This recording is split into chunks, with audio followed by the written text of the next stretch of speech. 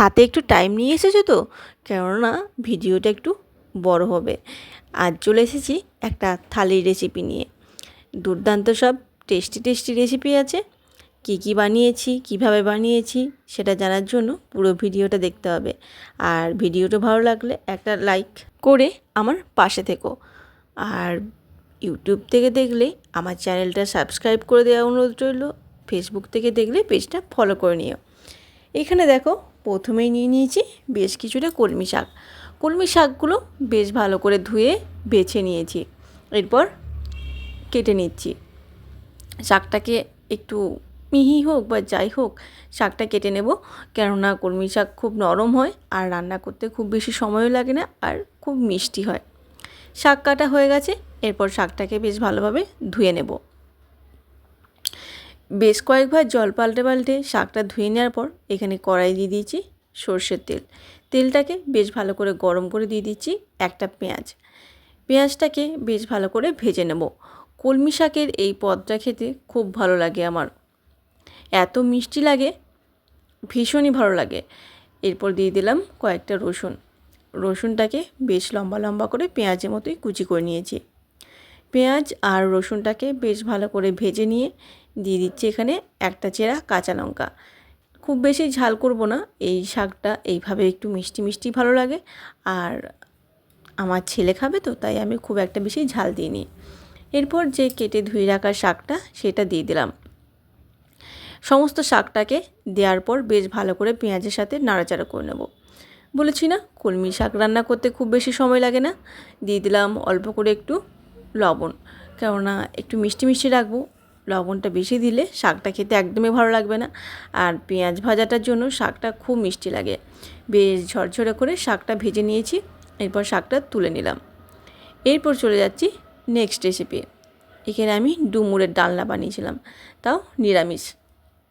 দেখো, ডুমুরটাকে বেশ ভালো করে দুদিক কেটে দুই ভাগ করে নিই মাঝখান দিয়ে। এরপর কেটে নেওয়া ডুমুরটা সাথে সাথে কিন্তু হলুদ জলে ভিজিয়ে নিতে হবে।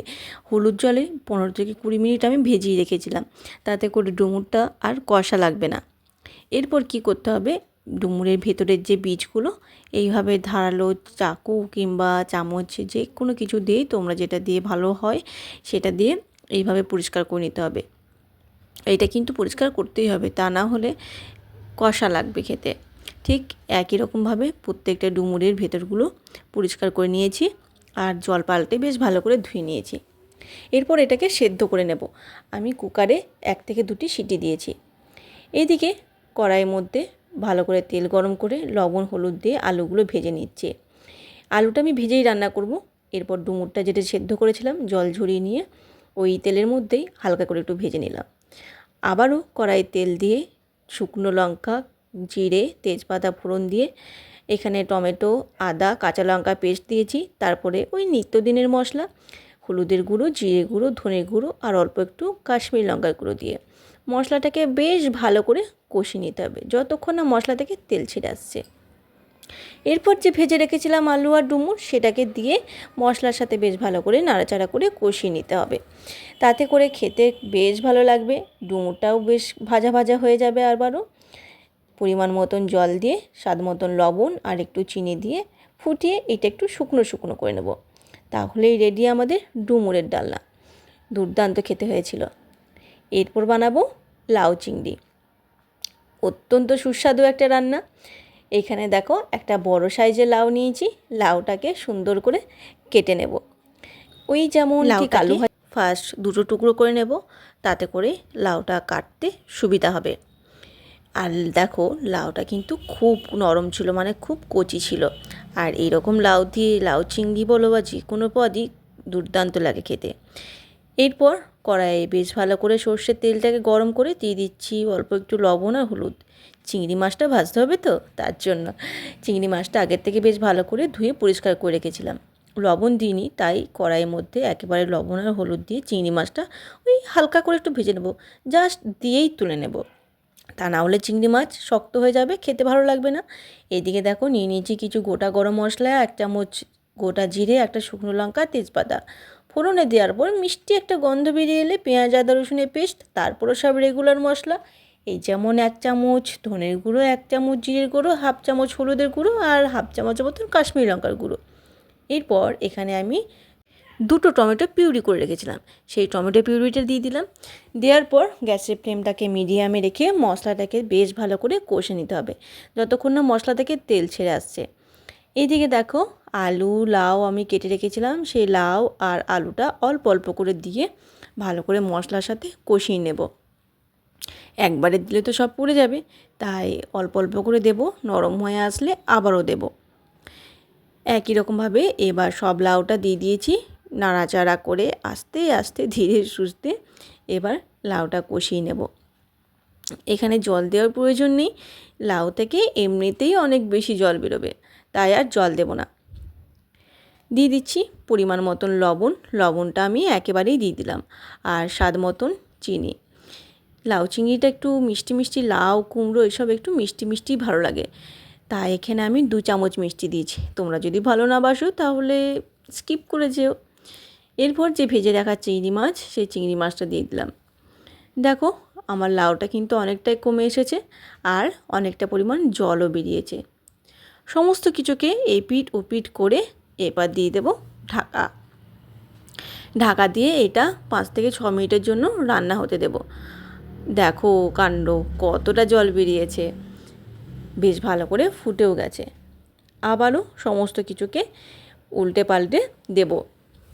ওই মাঝে মধ্যে একবার করে ঢাকাটা খুলে উল্টে পাল্টে দিলেই রান্নাটা খুব তাড়াতাড়ি হয়ে যায় আর অত্যন্ত সুন্দর খেতে হয়। লাউ চিংড়ি আলু সমস্ত কিছুই বেশ ভালো সেদ্ধ হয়ে গেছে। এরপর দিয়ে দিচ্ছি এখানে হাফ চামচের মতন ঘি। ঘি আর গরম মশলাটা অবশ্যই দিতে হবে, তা না হলে লাউ চিংড়ির টেস্টটা ঠিক পাওয়া যায় না। ওই খুন্তির সাহায্যেই একটু লাউটা আর আলুটা একটু গলিয়ে নেওয়ার পর রেডি আমাদের লাউ চিংড়ি। কেমন লাগলো অবশ্যই জানিও তোমাদের এই লাউ চিংড়ি রেসিপিটা। এবার বানাবো কর্তামশাইয়ের জন্য ওই চিংড়ি মাছের মালাইকারি। ও তো লাউ চিংড়ি খায় না, তাই ওর জন্য এই চিংড়ি মাছের মালাইকারিটা আমাকে বানাতেই হয়।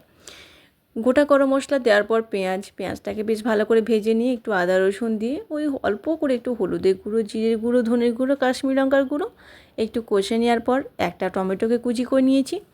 ঢাকা দিয়ে বেশ ভালো করে কষিয়ে গলিয়ে নিয়ে চিংড়ি মাছটাকে দিয়ে ওর মধ্যে ভালো করে নাড়াচাড়া করে দিয়ে দিচ্ছি হাফ কাপ মতো দুধ। ব্যাস, এরপর ফুটিয়ে নিলেই রেডি আমাদের চিংড়ি মাছের মালাইকারি। স্বাদ মতন লবণ আর চিনিটা দিতে কিন্তু একদম ভুলবে না। আর সবশেষে দিয়ে দিচ্ছি 2টি চিরা কাঁচা লঙ্কা। ফুটিয়ে নিলে গ্রেভিটা ঘন হয়ে এলে চিংড়ি মাছের মালাইকারি রেডি। এরপর বানাবো একটা মাছের পাতলা ঝোল। পাতলা ঝোল বলতে ওই একটু গ্রেভিটা একটু ঘন হবে। এই ঝোলটা খেতে আমার ভীষণ ভালো লাগে। কড়াইয়ে ভালো করে তেলটাকে গরম করে নিয়ে দিয়ে দিচ্ছি হলুদের গুঁড়ো, তা না হলে তেল ছিটকে তোমার গায়েই আসবে। লবণ আর হলুদটাকে তো মাছটা মাখিয়েই রেখেছিলাম। এরপর একটা একটা করে মাছকে বেশ ভালো করে লাল করে ভেজে নেব।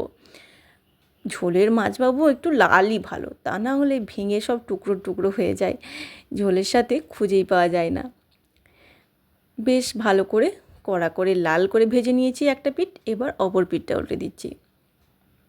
একবার এইভাবে 5 ফোড়ন আর আলু দিয়ে মাছের ঝোলটা বানিয়ে দেখো, খেতে বেশ ভালো লাগে। আর এই গ্রীষ্মের দুপুরে এরকম মাছের পাতলা পাতলা ঝোল খেতে তো ভীষণই ভালো লাগে। সবসময় ওই ডাল একঘেয়ে একদমই ভালো লাগে না।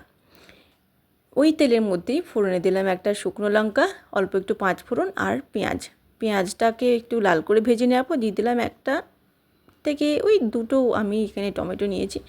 টমেটোটা না দিলে একটু টকটক না হলে খেতে একদমই ভালো লাগে না বাবু, তাই টমেটোটাকে দিয়ে ঢাকা দিয়ে টমেটোটা একটু নরম করে নিয়ে আদা রসুনের পেস্ট, হলুদের গুঁড়ো, জিরের গুঁড়ো, ধনে গুঁড়ো আর হাফ চামচের মতো কাশ্মীরি লঙ্কার গুঁড়ো দেওয়ার পর মশলাটা যাতে না পুড়ে যায় তার জন্য দিয়ে দিচ্ছি ওই সামান্য একটু জল দিয়ে দেখো মশলাটাকে বেশ ভালো করে কষে নিয়েছি। আগের থেকে আমি আলুটা ভেজে রেখেছিলাম, সেই ভেজে রাখা আলুটা দিয়ে দিলাম। আলুটাকে দিয়ে মশলার সাথে বেশ ভালো করে নাড়াচাড়া করে দিয়ে দিচ্ছি পরিমাণ মতন জল। এই মাছের ঝোলটা একটু পাতলা পাতলাই বেশ ভালো লাগে। আর যদি গরম গরম ভাত আর এই গরম ঝোল হয়, উফ বাপরে বাপ। দিয়ে দিচ্ছি স্বাদ মতন চিনি। চিনিটা যদি তোমরা না চাও তো না দিতেই পারো, কিন্তু আমার বাড়িতে একটু চিনি খায়, মিষ্টি মিষ্টি না হলে ঠিক পছন্দ হয় না। আর আমারও বেশিক্ষণ না ফুটিয়ে নামিয়ে নিলেই রেডি আমাদের পাঁচ ফোড়ন দিয়ে মাছের প্রয়োজন। এরপর বানাবো ঝোলটা বেশ ভালো করে ফুটে গেছে। চাটনিটা আমার বেশ মশাই ভীষণ পছন্দের। মাছটাকে কড়াইয়ে বেশ ভালো করে তেল গরম করে একটা শুকনো লঙ্কা আর অল্প একটু পাঁচ ফোড়ন দিয়ে আমটাকে একটু ভেজে নিতে হবে। দিয়ে দিয়েছি পরিমাণ মতন জল আর স্বাদ মতন লবণ। এরপর আমটাকে সেদ্ধ হতে দিতে হবে। ঢাকা দিয়ে আমটাকে বেশ সেদ্ধ করে নিয়েছি। এরপর একটা হাতার সাহায্যে আমটাকে একটু স্ম্যাশ করে পরিমাণ মতন চিনি দিয়ে, এটা কিন্তু খুব বেশি মিষ্টি হবে না, একটু টকটকও থাকবে, একটু মিষ্টি মিষ্টি, একটু ঝাল ঝাল, তাহলে রেডি আমাদের টক ঝাল মিষ্টি আমের চাটনি। আমার কোন রেসিপিটা তোমাদের সবথেকে বেশি ভালো লাগলো কমেন্ট করে অবশ্যই জানিও। দেখা হবে পরের রেসিপিতে। ধন্যবাদ।